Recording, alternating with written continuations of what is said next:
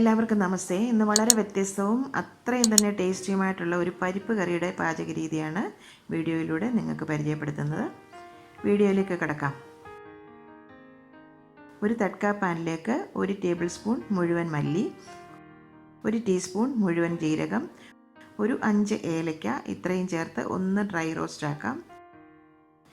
ഇതിനി ഡ്രൈ ജാറിലേക്ക് ചേർത്ത് ഒന്നങ്ങ് പൊടിച്ചെടുക്കാം. ഒരു തരിതരിപ്പായി പൊടിച്ചെടുത്താൽ മതിയാകും. ഒരു പാനിലേക്ക് 2 ടേബിൾ സ്പൂൺ വെളിച്ചെണ്ണ ചേർത്ത് കൊടുക്കാം. ഒരു വലിയ സവോള ചെറുതായി അരിഞ്ഞതും ചേർക്കാം. 2 അല്ലി വെളുത്തുള്ളി ചോപ്പ് ചെയ്തതും ചേർത്ത് കൊടുക്കാം.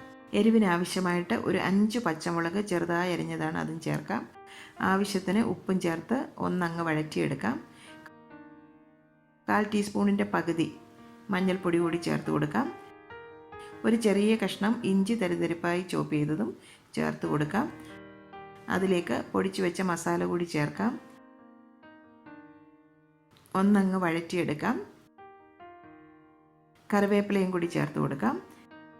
കൂട്ടത്തിൽ ഒരു 1/4 ടീസ്പൂൺ മുളക് പൊടി, ചെറിയ ഒരു 2 ടൊമാറ്റോ കട്ട് ചെയ്തതും ചേർക്കാം. ടൊമാറ്റോയും ഒക്കെ ഒന്ന് വഴറ്റി വരണം. ഈ സമയത്ത് 1 കപ്പ് ചെറുപയർ പരിപ്പ് 1 മണിക്കൂർ വെള്ളത്തിലൊന്ന് കുതിർത്തെടുത്തതാണ്, അതും കൂടി ചേർക്കാം. ഇനി അതിലോട്ട് പരിപ്പ് വേവാൻ ആവശ്യമായ വെള്ളം കൂടി ചേർക്കാം. ഒരു 2-3 ഗ്ലാസ് വെള്ളം ചേർക്കാം. ഉപ്പൊക്കെ ഒന്ന് ചെക്ക് ചെയ്ത് നോക്കാം. കുറച്ചുപ്പും കൂടി വേണം. എല്ലാം കൂടി തിള വന്നു കഴിഞ്ഞാൽ അടച്ചു വെച്ച് 15 മിനിറ്റ് നമുക്ക് വേവിക്കാം. ഒന്ന് തുറന്ന് നോക്കാം.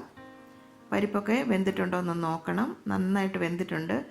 വീണ്ടും ഉപ്പൊക്കെ ഒന്ന് ചെക്ക് ചെയ്ത് നോക്കാം.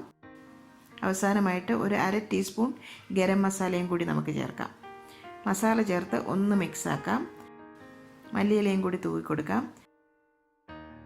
ശുദ്ധമായ നെയ്യ് ഒരു 1/2 ടീസ്പൂൺ. ദാലിൻ്റെ ഒരു പ്രത്യേക കോമ്പിനേഷനാണ് നെയ്യ്. കുറച്ച് കറിവേപ്പില കൂടി തൂക്കി കൊടുക്കാം. ഇനി അവസാനമായിട്ട് ഇതിൽ ചേർക്കുന്ന ഒരു ഇൻഗ്രീഡിയൻ്റാണ് 1/2 ഗ്ലാസ് തേങ്ങാപ്പാൽ.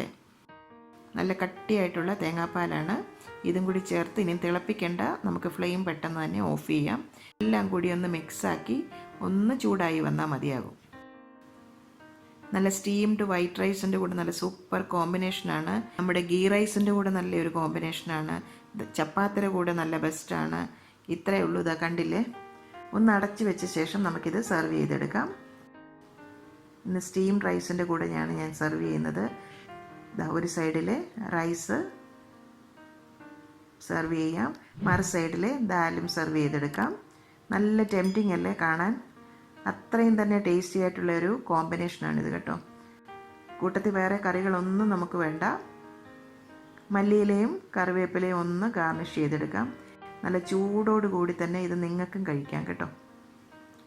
തീർച്ചയായിട്ടും ഈ ഒരു രീതിയിൽ തേങ്ങാപ്പാലൊക്കെ ചേർത്ത് ഈ ഒരു സ്പൈസി ദാൽ കറി പരീക്ഷിച്ച് നോക്കണം. തീർച്ചയായിട്ടും ഇഷ്ടപ്പെടും. ഞാനെന്തായാലും ഈ റൈസും ദാലും കൂടി ഒന്ന് കഴിക്കട്ടെ. Very very tasty. വീഡിയോയെക്കുറിച്ചുള്ള നിങ്ങളുടെ അഭിപ്രായങ്ങൾ മറക്കാതെ തന്നെ ഒന്ന് കമൻറ്റ് ബോക്സിൽ എഴുതുക. അമ്മയുടെ ഇന്നത്തെ ഈ റെസിപ്പി നിങ്ങൾക്ക് ഇഷ്ടമായെങ്കിൽ ഈ വീഡിയോ നിങ്ങൾ ലൈക്ക് ചെയ്ത് ഷെയർ ചെയ്ത് ഞങ്ങളെ സപ്പോർട്ട് ചെയ്യണം. ഒപ്പം തന്നെ കറി വിത്ത് അമ്മ സബ്സ്ക്രൈബ് ചെയ്യാനും ബെല്ലൈക്കൺ ക്ലിക്ക് ചെയ്യാനും മറക്കരുത്. ബെല്ലൈക്കൺ ക്ലിക്ക് ചെയ്തെങ്കിൽ മാത്രമേ ഞങ്ങളുടെ പുതിയ വീഡിയോസിൻ്റെ നോട്ടിഫിക്കേഷൻ നിങ്ങൾക്ക് കിട്ടുകയുള്ളൂ. പെട്ടെന്ന് തന്നെ ഞാനും അമ്മയും മറ്റൊരു ഇൻട്രസ്റ്റിംഗ് റെസിപ്പിയുമായി വരും. അതുവരേക്കും നന്ദി. Good bye.